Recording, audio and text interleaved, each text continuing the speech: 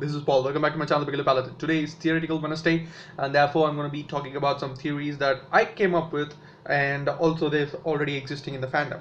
Now, it's about Stranger Things. Obviously, from the title you can see.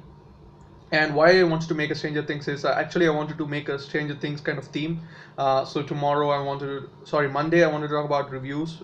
Just give you guys a review on my season 2 thing, but I couldn't do that. But next Monday it's coming out, and I want to talk about the theories that are surrounding, the storyline, the plots and everything, the characters and everything. And tomorrow I want to be predicting for the upcoming future seasons. They said that's going to be like season 3, 4 and 5 is going to be their confirming things, and at the end of the season 5 they're going to end the show itself. At least that's what they are hoping to do. Season 5 will be a perfect end to the show and stuff like that. So I wanted to predict that, and at the end of the thing on Friday I wanted to react something different. So Tuesday and Fridays are separate, and Monday, Wednesday, and Thursday are supposed to be Stranger Things, but that didn't happen. But don't worry, I just wanted to talk about the theories here. So the first things first, the theory of the upside down world. Now, I talked about this in my previous thing, but I think I didn't get to this theory. Now, everyone is saying, in the fandom, that upside down world is just not a place of monstrous thing. It's not just a different world or whatever. It's a place of the same origins. Now that's been proven time and time again. We saw Eleven come out of that world, in a similar kind of location as this, and we saw Will trapped in his own kind of like a hiding location from this world. And we also saw, at the end of the thing, like the villain, the virus, the Demix Slayer, whatever the people call him on, is a virus. Okay, just let's hive-minded virus, let's just call him that. So he will be, on the high school, or in that universe, to be destroyed and everything. So he will be there looking for someone, and that's just be 11.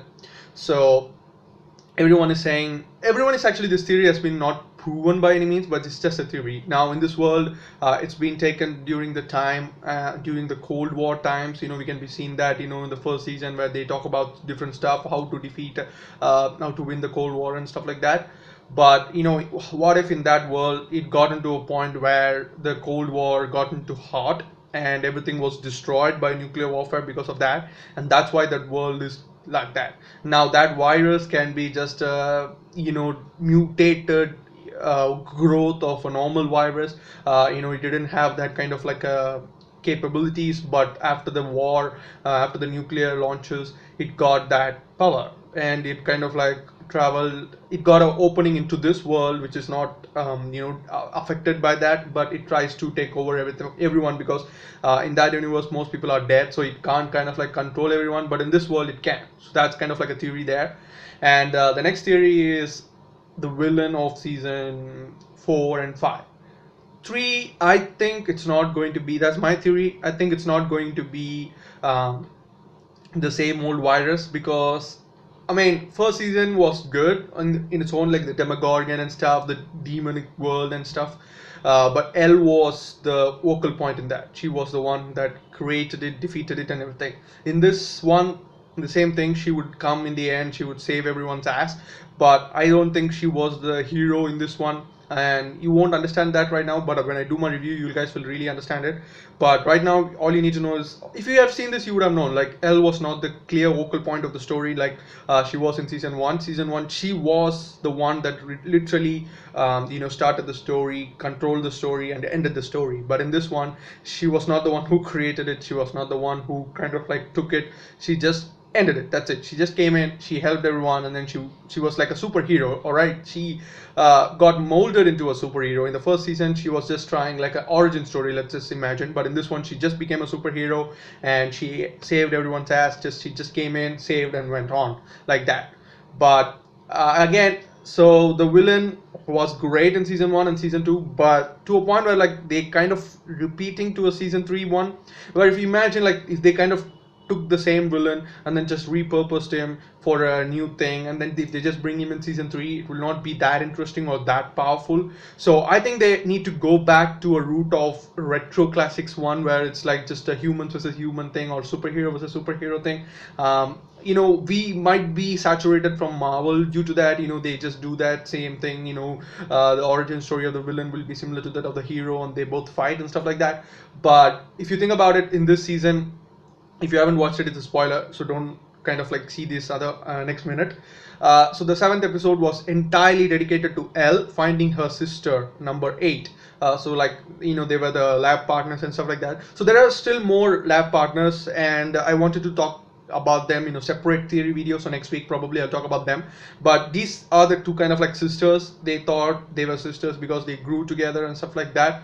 So number 8 and number 11 was like partnering up. She thought how to use Levin's power to the full potential, and she showed her powers, and she showed her team. They did their jobs. They were doing their jobs, and Levin would be like, what, my friends are in trouble, I need to go help them, so I'm gonna go now, bye. So she went out, and the 8 was devastated because of that. Now it can be like a good interaction. Well, 8 will be like, what, this is not right, I need. And bad guys can be one of the good guys in town, right? If you imagine, she has a huge number of lists that she needs to strike off, and she's like looking at the list, and then one is in this town where Levin is at. So we go see Levin, maybe we take her on the team, and then we go kill that guy. But that guy will be someone who's good, someone who has done good, in that town, and he's like, I've changed right now, and Levin will be like, yeah, he's changed. And that guy is Harper, I think. He's gonna reveal some of his dark secrets, and he's gonna be like, but Levin knows that he has changed because he was like a father figure, and or it can be the guy who actually literally was the head of Department of Energy in the first season. It can be either both of them or one of them, and 8 will be like, what, you are the reason that everything happened, so I'm gonna kill you. And Levin is gonna be like, he's not the reason, I'm gonna kill you. So that's gonna be starting a fight, and then their team versus our team is gonna fight, and it's gonna be good. Now people will be like, that's just boring storyline. I know, because I'm saying it. Imagine the Duffer Brothers saying it. They know how to tell a story. If you just take season 2, it's all a virus. It's just a virus. But the way they explained that was great. So that's what I'm saying. There's a difference between screenplay and story. Alright, if you want to know storyline, if you want to feel the storylines thing, go watch Friends. If you want to see what screenplay is like, go watch How I Met Your Mother. That's the clarification of things. Alright.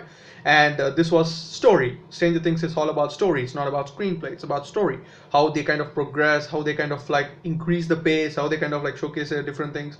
That can be explained in the 7th episode as well. They didn't showcase 11 at all during the time, and then they were like, just put an episode just for 11, and they're like, that's an episode for 11. See that, you will understand better. That's what I'm saying. The storyline is there, and it can be done badly, but I don't believe that, because season 1 and season 2 were humongous success, so they know what people are expecting from them. So if they kind of like slip up even a little, they will be done. So I think maybe season 3 will be on the same storyline, the virus or the demigorgon or the demidogs or whatever it is.